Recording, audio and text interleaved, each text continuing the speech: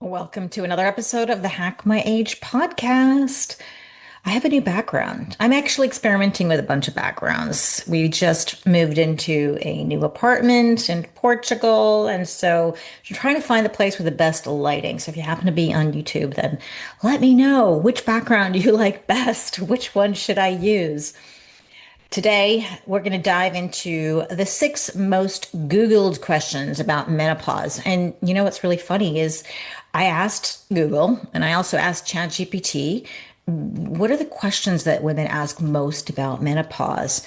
And their list, the things that popped up were almost exactly the same as the ones in my own experience and the questions that women ask me nearly every single day. So they got it right this time. It's not every time the ChatGPT and Google gets it right, but definitely this time it did.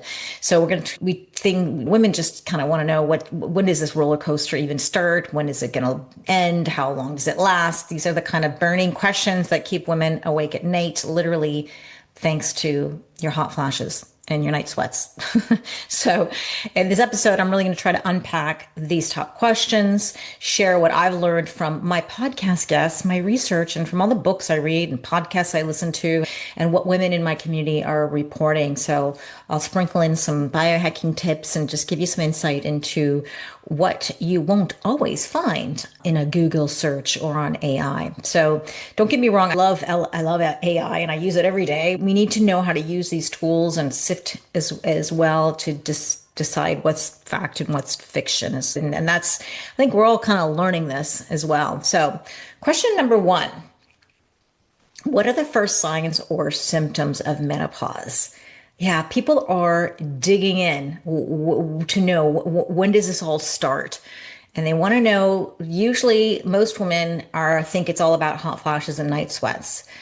But menopause is so much more than this. So we have to kind of back up a little bit because the first signs of menopause actually happen in perimenopause. And this is between 5 and 10 years of before you actually lose your period, because we also kind of look out for changes in our periods, but we may go, 12 consecutive months without a period. That is menopause, but everything happens before that. And keep in mind, we also have early perimenopause, mid perimenopause, and late perimenopause. I have a whole episode on that, so you can go to the show notes and find that one.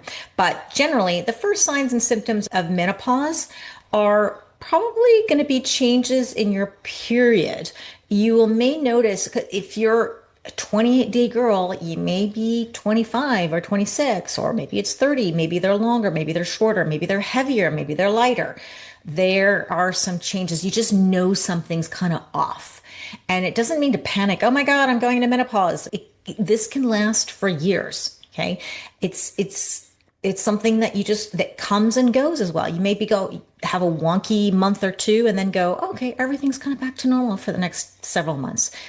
You may also notice changes in your mood. Maybe you have some anxiety, which you didn't have before. Or maybe you used to have anxiety and actually it's starting to get worse. Maybe you're a little bit moody, a little bit snappy at people around you where you really weren't before. You could keep your cool a little bit easier. So you may start noticing some of these changes. And this is very often because you're losing your progesterone. And same thing for the period changes. Very often, if you have a heavier period, it's because you don't have enough of that progesterone. Progesterone tends to, not with everybody, but most women around the mid 30s, it starts to decline, and it actually takes a steep decline. So if you're on YouTube, you kind of see my hands together. One hand is estrogen, one hand is progesterone. And then from your mid 30s, they start to decline, but they're not declining together. You have progesterone that's going down a little bit faster, actually a lot faster than the estrogen. So that's why we may have trouble with our periods or our moods or anxiety, and also our sleep. You may notice that you're waking up in the middle of the night. You kind of got a racing mind for no reason at all, or you're more stressed about things, but you have several times you're waking up at night. Maybe you're finding it hard to fall asleep at night. Your sleep isn't the same as it was in your 20s and 30s. Something's going differently. And that's could be because of the loss of progesterone. And also brain fog. You may go, oh gosh, I have trouble recalling names. I can't recognize the faces I used to, or I'm just can't remember the next word I'm about to say in the next sentence. They're very subtle if it's early perimenopause, and then they get a little bit stronger towards late perimenopause. And again, some people feel nothing at all. So don't worry. This is not like going to happen to every single one of us, but it can. Some of it happens very intensely, very frequently, and sometimes it's just subtle. So these are just some of the early signs of menopause, or menopause is coming, and you're probably in perimenopause. So those are just kind of classic ones. Now, question number two. At what age does menopause start? Well, people want to know, is it going to be too early for me to be in menopause, or is it too late? Many women going to their doctors in their 40s, and the doctor's saying you're too young for menopause. And they're like, well, I don't know. I'm seeing all these signs and symptoms. What's going on? So we're talking mostly about natural menopause, okay? Because you have surgical menopause and medical menopause, and these are interventions. It's not quote unquote natural. In what I'm talking about today is the natural menopause. And menopause is a 1-day event. Remember, it's 12 consecutive months without your period. If you had 6 months without a period and then it came back again, well, you got to start the clock all over again. So we are talking about natural menopause. And the average age in the US or in Western countries is about 51. And if you are a woman of color, then it's actually earlier. If you are in India, it's about 46. If you're in Japan, it's a little bit later, around 52. And these are just averages. Now, there's a whole spectrum. It doesn't mean like we're all going to fall off a cliff at age 51. These are just averages. So you have women in their late 40s and you have women in their late 50s who are going into menopause. There's a whole range here.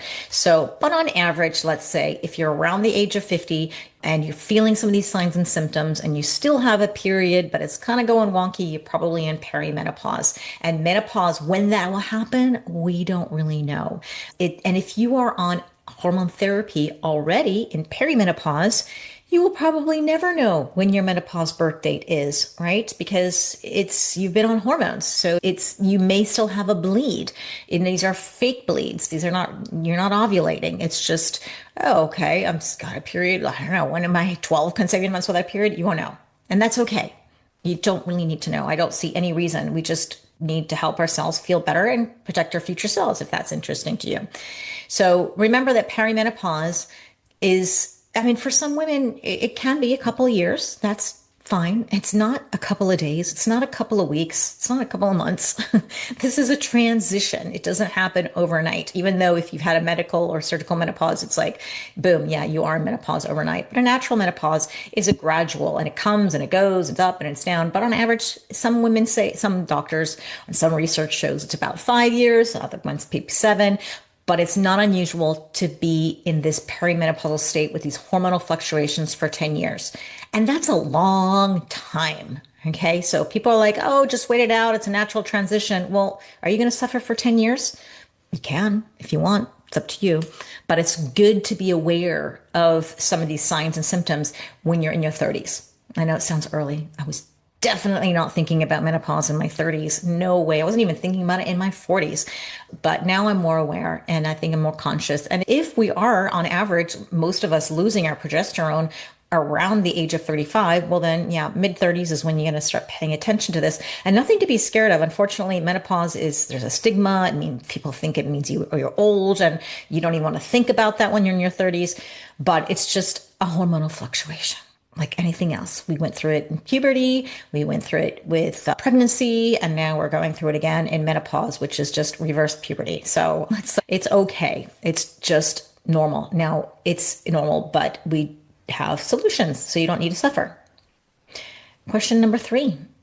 What are the common symptoms of menopause? Everyone wants to know, what are the symptoms? What should we be looking out for? And I already talked about some of them, and those are the common ones. These are the ones that most people know. If you go to a doctor and the doctor will say, oh, no, you have hot flashes and night sweats, which are classic. That's the classic menopause symptom. But there's plenty of women who don't have hot flashes or night sweats, but they've got some mood swings. They have vaginal dryness. Their sleep is disrupted.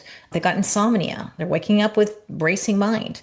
And even when we go back to the night sweats, you may not be sweating, but maybe you're kicking off the sheets at night. Maybe you're kind of like, yeah, it's a little warm in here. You're not sweating. You're not like that classic, the movie type night sweat where the whole bed is drenched in sweat. Of course, it does happen, but you may notice that you're a little bit hot when maybe somebody who's sleeping next to you isn't. You want the air conditioning on and they don't. So that just may be a sign that you're losing your estrogen, and that's okay. Fatigue is another common one, and that is often blamed on age, which doesn't, that's not, it's, we don't have to get tired. And as we get older, it happens. It's common, but it doesn't have to be normal. Unexpected weight gain is another thing. Like, why am I gaining weight when nothing else has changed? Diet hasn't changed, exercise hasn't changed, but I'm gaining more fat. So, and that's the fat, excess fat that you don't want. If you're underweight, that's probably a good thing. But unexpected weight gain is another common thing. Again, not everyone has it or experiences it. It can happen. And brain fog, as I mentioned that as before, hair loss or thinning of the hair as well is common. It could be a thyroid issue. It could be stress. It could be vitamins deficiencies. It could be under eating protein. I mean, there are many reasons for hair loss, but could be the loss of the hormones. We don't really know, but that's just another common one. Now, there's other symptoms that women that are common, but people aren't really, they don't have the radar on these things. And I think it's needs to have the radar on it. For example, joint pain. Joint pain without an injury, right? Without a reason, right? We're talking about joint pain coming out of nowhere. That very often is the loss of estrogen. Estrogen is anti-inflammatory. And so when we don't have it anymore, we might go, gosh, I don't know, I can't move my shoulder like I used to, or gosh, my hips are starting to be blocked. I just don't feel like I have the range of motion that I used to. So it could be estrogen. So it could be perimenopause. It could be menopause. So that's one other thing that I want people to connect the dots, because you may go chasing down the rabbit hole of going to orthopedic surgeons and getting injections and doing acupuncture when all it is your hormones, right? So people don't connect the dots with that. Digestive issues, bloating, irritable bowel syndrome. This can also be a symptom of menopause. Allergies, maybe you got more of them than you did before. Your body odor changes, heart palpitations, chest pain. I mean, of course, it could be something serious too. Don't want to rule that out. So, but the low hanging fruit is hormones. Breast or nipple tenderness is another one. Obviously, changes in libido. That's another one that people talk about a lot. Dizziness and vertigo, increased facial hair, ringing ears, dry skin, dry vagina, dry ears, and itchy skin, these kinds of things. Phantom smells, where you smell smoke and no one else does. Muscle weakness, loss of muscle loss, cramps. Osteopenia, osteoporosis is kind of a big one. I know so many women, gosh, it seems like everyone has osteopenia right now in their 50s. It's like, it's kind of crazy.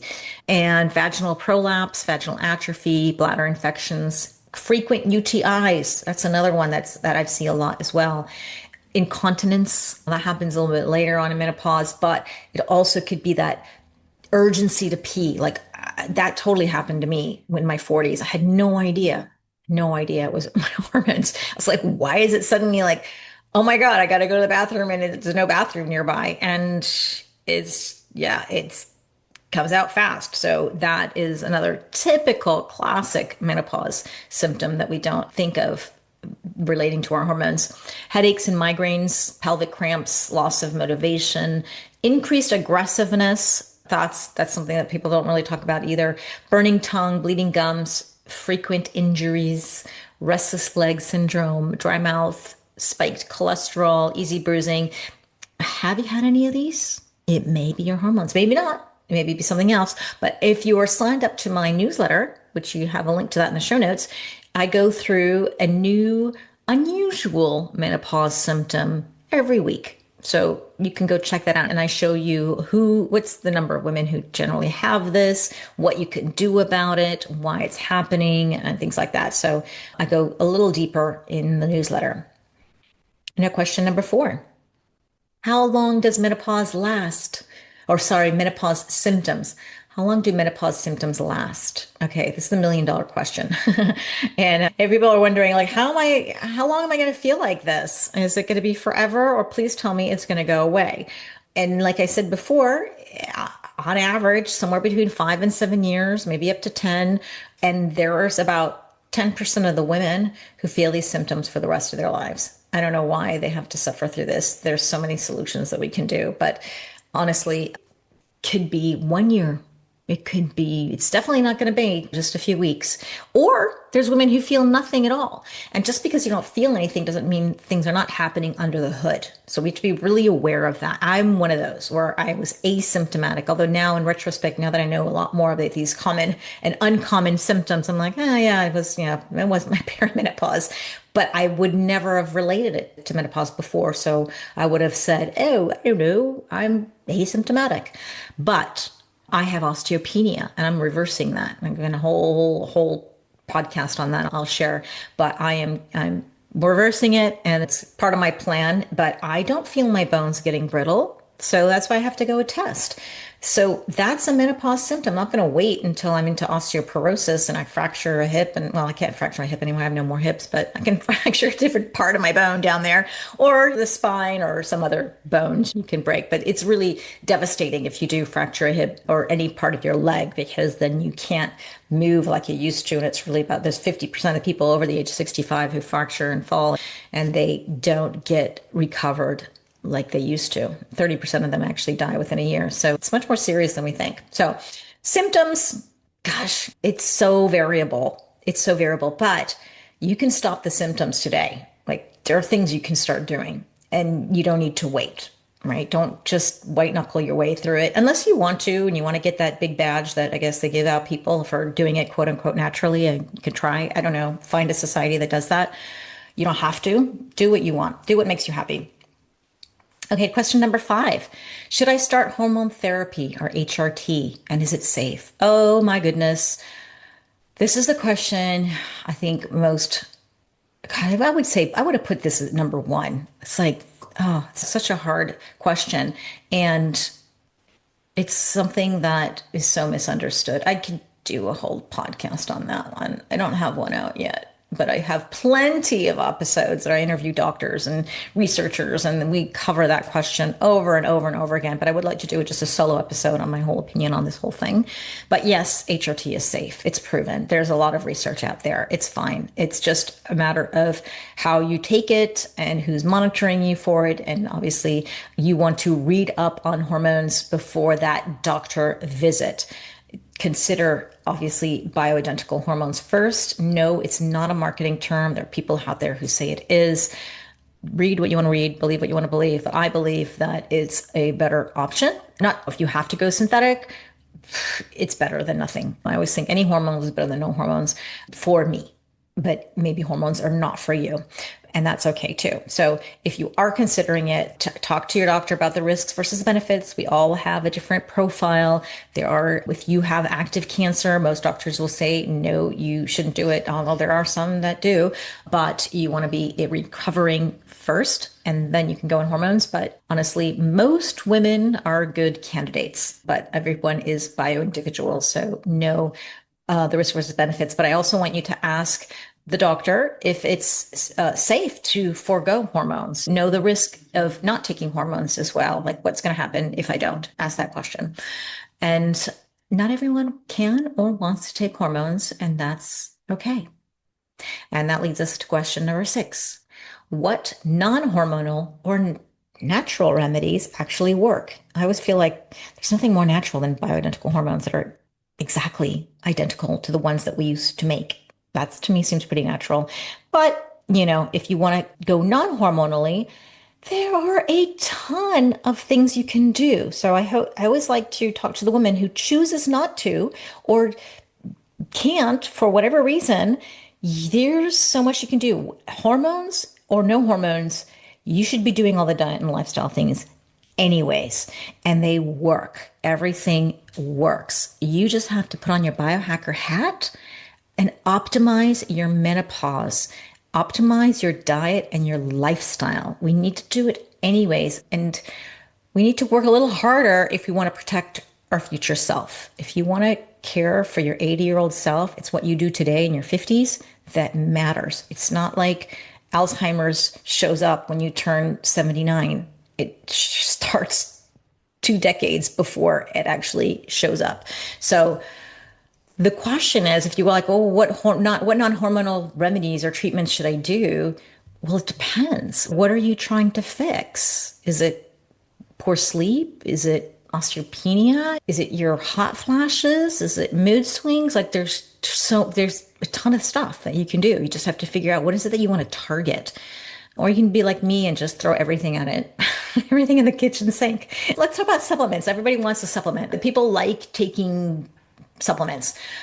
So again, it depends. What is your concern? Is it hot flashes? Well, then maybe primrose oil or sage or pycnogenol. There's just so many herbs out there.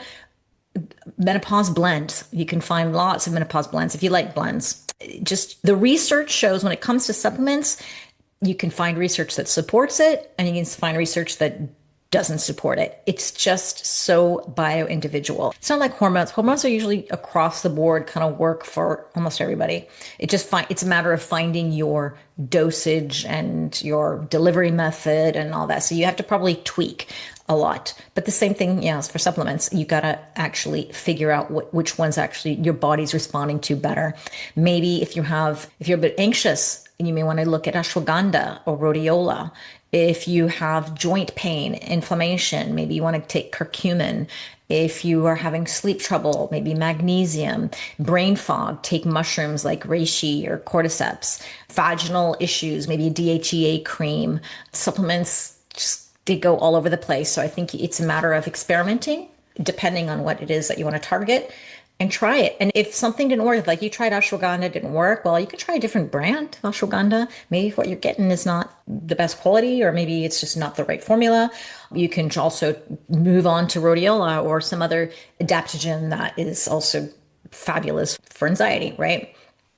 Phytoestrogens are something that to look into. If you say, I got hot flashes or night sweats, then maybe a little bit of soybeans, I mean, edamame, not soy burgers or soy pizza or whatever it is that you guys make out there, but real whole beans, right? Flax seeds are another thing that you may want to, that may be helpful, or soy milk in your coffee.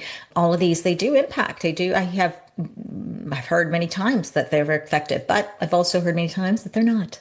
So you're going to have to just try it yourself. Cold plunging and using a sauna. There is research supporting both for hot flashes. But again, if a sauna and heat is triggering a hot flash, probably not for you. But if it's making you feel really relaxed and it's helping with anxiety and stress or weight loss, then go for it, right? Figure out the formula, how often you should be doing it, how hot, how cold. Red light therapy, fabulous for so many things, and hair loss, for digestive issues, for joint pain.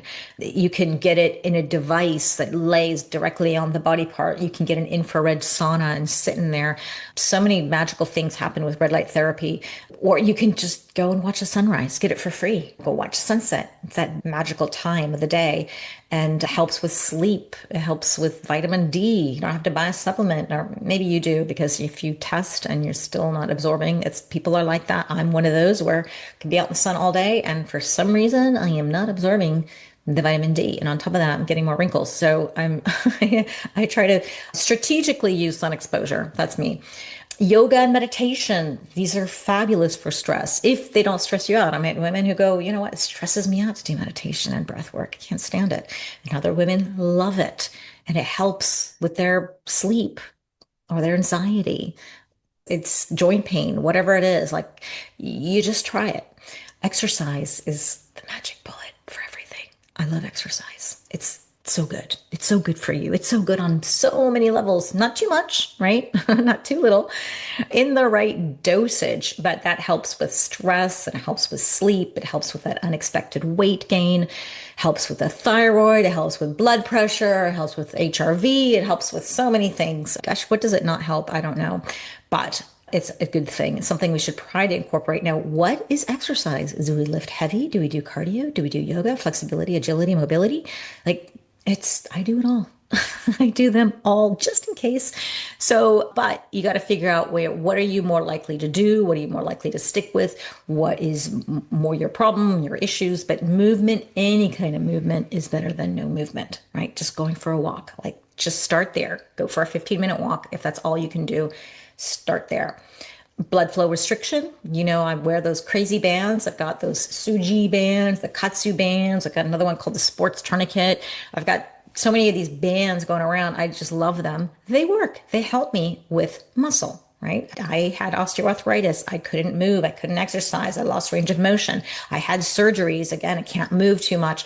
All I could do was rehab stuff. And the blood flow bands saved my life. I absolutely am such a fan of them. I've seen it for myself, but I've been talking about this for years already. And the feedback that I get from those of you who've got a pair of bands, no matter what they were, they all work. They're amazing. Peptides, exosomes, we can go down the whole regenerative medicine route. You can go talk about weight loss peptides. You can talk about exosomes for your frozen shoulder. That's another non-hormonal thing that you can look into for whatever issue that you have. And the last thing I want to mention is attitude.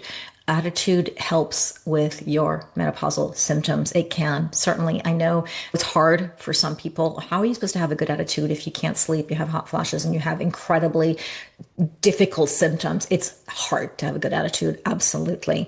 But have hope and have faith that there are solutions that we can do that. But I think attitude is really important for those of us who are barely entering menopause, maybe in the perimenopause, because I think the fear of what's going to happen, that may or may not, is very stressful. So try to have a good attitude and say, look, I know I'll be able to find solutions if I have any of these symptoms. I know I can do, there's a lot of things that we can do out there. And so I just listed a bunch of them, but there is research supporting that. And if you have a bit more of a positive attitude, especially with aging, Dr. Becca Levy is a famous gerontologist who studied people all around the world.